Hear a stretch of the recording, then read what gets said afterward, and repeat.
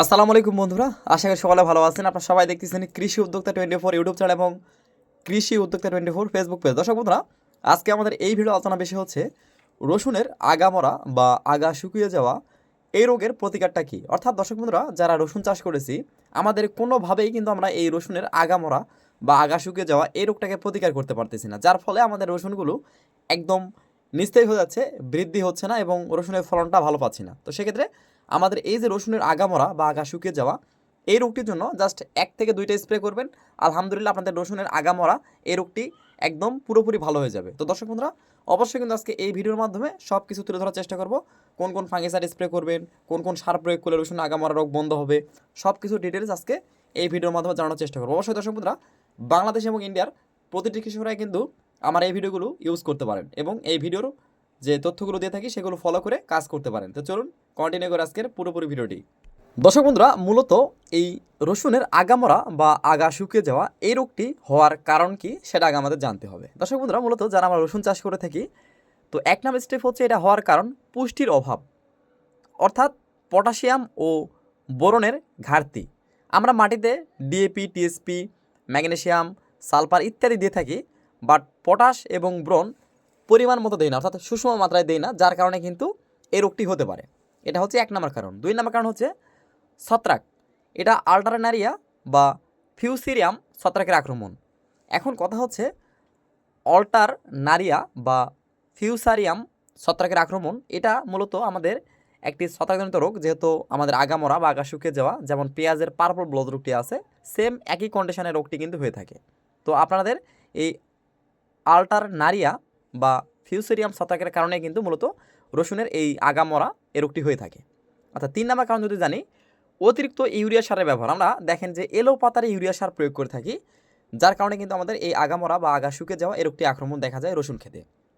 দর্শক বন্ধুরা, 4 নম্বর স্টেপ কথা যদি জানি, সেটি হচ্ছে অনিয়মিত সেচ, অর্থাৎ মাটি অতিরিক্ত শুকিয়ে যাওয়া বা জলাবদ্ধতা। অর্থাৎ আমাদের দেখেন এমন পরিমাণে পানি দিচ্ছি, দেখেন জলাবদ্ধতা হয়ে যাচ্ছে, অর্থাৎ 2 থেকে 3 দিন পানি বেঁধে থাকতেছে, বাট এমন অবস্থা হচ্ছে দেখেন মাটিতে পানি দিতে পারতেছে না, একদম শুকিয়ে ফেটে যাচ্ছে। এইগুলো কারণে কিন্তু হয়ে থাকে। আর 5 নম্বর কারণ যদি জানি, অতিরিক্ত ঠান্ডা আবহাওয়া। অর্থাৎ আমাদের দেখেন অতিরিক্ত শীত পড়ে, যেহেতু রসুন আমাদের শীতকালীন ফসল, অতিরিক্ত শীতের কারণে কিন্তু আমাদের কুয়াশা লেগে থাকে, যার কারণে কিন্তু আমাদের এই সমস্যাগুলো হয়ে থাকে। তো দর্শক বন্ধুরা, আমরা কিন্তু জানলাম এটা হওয়ার 5টা কারণ। এখন আমাদের কিন্তু যার যে কারণে হয়ে থাকে না কেন, আমাদের কিন্তু এটাকে প্রতিকার করতে হবে। তাহলে এটার প্রতিকারমূলক ব্যবস্থা হচ্ছে 1 নাম্বার হচ্ছে পটাশ সার প্রয়োগ করা। অর্থাৎ আমাদের যদি এরকম রোগ হয়ে থাকে, অবশ্যই আমাদের উপরই প্রতি শতক জমিতে 300 থেকে 500 গ্রাম করে পটাশ সার উপরিভাগে প্রয়োগ করব। এবং অবশ্যই এর সঙ্গে আমরা প্রতি শতক জমির জন্য 30 থেকে 40 গ্রাম ব্রোন সার অবশ্যই আমরা জমিতে প্রয়োগ করব। এবং অতিরিক্ত ইউরিয়া সার কখনোই প্রয়োগ করবো না, অর্থাৎ পরিমাণ মতো ইউরিয়া সারটি প্রয়োগ করব। আমরা রসুনে ইউরিয়া সার প্রয়োগ না করে কিন্তু ডিএপি সার প্রয়োগ করতে পারি। এটা কিন্তু মূলত আমাদের ইউরিয়া এবং ফসফেট দুটি পাবো এই সারের মধ্যে, অবশ্যই কিন্তু এটা প্রয়োগ করতে পারি। এবং দর্শক বন্ধুরা, আমাদের মাটিতে অতিরিক্ত পরিমাণে পানি দেওয়া যাবে না এবং অতিরিক্ত খরানো হবে না, অর্থাৎ আমাদের যে খরার কারণে মাটি ফেটে যায় এরকম করা যাবে, অর্থাৎ সঠিক সময়ে সুষম সেচ প্রদান করতে হবে, অর্থাৎ একদম আমাদের এই নিয়মগুলো মানতে হবে। এর পাশাপাশি আমাদের কিন্তু এটা যেহেতু ছত্রাকজনিত সমস্যা, বিশেষ করে ছত্রাকনাশক স্প্রে করতে হবে। তো এই আগামরা বা আগা শুকিয়ে যাওয়া রসুনের এই রোগের জন্য আমি 5টা থেকে 6টা ছত্রাকের নাম বলে দিব, ছত্রাকনাশকের নাম বলে দিব, যেগুলো ব্যবহার করলে 100% এই রোগগুলোর প্রতিকার পাবেন। 1 নম্বর স্টেপ হচ্ছে সিনজেন্টা কোম্পানির এমিস্টার টপ। এটা মূলত 325 এসসি। এর এই রাসায়নিক গ্রুপ উপাদান হচ্ছে অ্যাজোক্রিস্টোবিন প্লাস ডাইফেনাকোনাজল, অর্থাৎ দুটি গ্রুপের সক্রিয় উপাদান ধরে একটি ফাঙ্গিসাইড। এটা প্রতি লিটার পানিতে 1 মিলি করে স্প্রে করবেন, মোটামুটি দেখবেন এই রসুনের আগামরা বা আগা শুকিয়ে যাওয়া এই রোগটি বন্ধ হয়ে যাবে। 2 নম্বরের কথা যদি বলি, সেটি হচ্ছে মিরাভিজ ডুও। এটি কিন্তু সিনজেন্টা কোম্পানির নতুন একটি ফাঙ্গিসাইড, যেটা আমাদের পেঁয়াজের জন্য কিন্তু অত্যন্ত ভালো কাজ করে, জাস্ট রসুনের জন্য অনেক ভালো কাজ করবে। তো এটার গ্রুপ উপাদান হচ্ছে পাইডিফ্লুমেটাফেন প্লাস ডাইফেনাকোনাজল। এটিও কিন্তু দুটি গ্রুপের সক্রিয় উপাদান তৈরি একটি ফাঙ্গিসাইড, চাইলে কিন্তু এটা আপনারা ব্যবহার করতে পারেন। এটা অনুমোদন মাত্রায় ব্যবহার করতে হবে।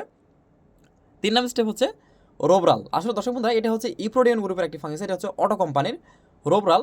আপনারা চাইলে কিন্তু এই রোবরাল এই ফাঙ্গিসাইডটি ব্যবহার করতে পারেন প্রতি লিটার 2 গ্রাম। এটাও ব্যবহার করলে মোটামুটি দেখবেন যে আপনাদের রসুনে আগামরা বা আগা শুকিয়ে যাওয়া এই রোগগুলো থাকবে না। আচ্ছা, পরবর্তী 4 নম্বরের কথা যদি বলি একটা ফাঙ্গিসাইডের, সেটি হচ্ছে বায়ার কোম্পানির লুনা। এই লুনা 50 এসসি এই ফাঙ্গিসাইডটি কিন্তু অত্যন্ত জনপ্রিয় এবং ভালো পেঁয়াজের জন্য, বাট এই রসুনের জন্য কিন্তু অত্যন্ত ভালো কাজ করে থাকে। চাইলে আপনারা কিন্তু নিঃসন্দেহে রসুনের আগামরার জন্য কিন্তু অবশ্যই এই লুনা ফাঙ্গিসাইডটি অনুমোদন মাত্রায় স্প্রে করতে পারেন, তাহলে দেখবেন এটা ভালো হয়ে যাবে। যার রাসায়নিক গ্রুপ উপাদান হচ্ছে ফ্লুপ্লাইরাম প্লাস ট্রাইফ্লোক্সিস্টোবিন অর্থাৎ দুটি গ্রুপের সক্রিয় নিয়ন্ত্রণ একটি ফাঙ্গিসাইড, এটা অত্যন্ত ভালো। আচ্ছা, যদি 5 নম্বর কথা বলি সেটা হচ্ছে নাটিভো। এই নাটিভো কিন্তু অত্যন্ত ভালো। এর রাসায়নিক গ্রুপ উপাদান হচ্ছে টেবুকোনাজল প্লাস ট্রাইফ্লোক্সিস্টোবিন। দর্শক বন্ধুরা, বাংলাদেশ এবং ইন্ডিয়ার প্রতিটি কৃষকরা কিন্তু এই কীটনাশকগুলো অবশ্যই চেনেন, অর্থাৎ এই যে 5টা কীটনাশক বা ফাঙ্গিসাইডের নাম বললাম, এই 5টা কিন্তু বাংলাদেশ এবং ইন্ডিয়াতে কিন্তু খুব সহজভাবে পেয়ে যাবেন প্রতিটি এলাকাতে আনাচে কানাচে। তো আপনারা চাইলে এই 5টার মধ্যে যে কোনো একটা ফাঙ্গিসাইড অনুমোদন মাত্রায় 7 থেকে 10 দিন পর পর আক্রান্ত গাছগুলোতে স্প্রে করলে দেখবেন মোটামুটি ভালো হয়ে যাবে, এবং আগে যে নিয়মগুলো কথা বললাম সেগুলো ফলো করবেন।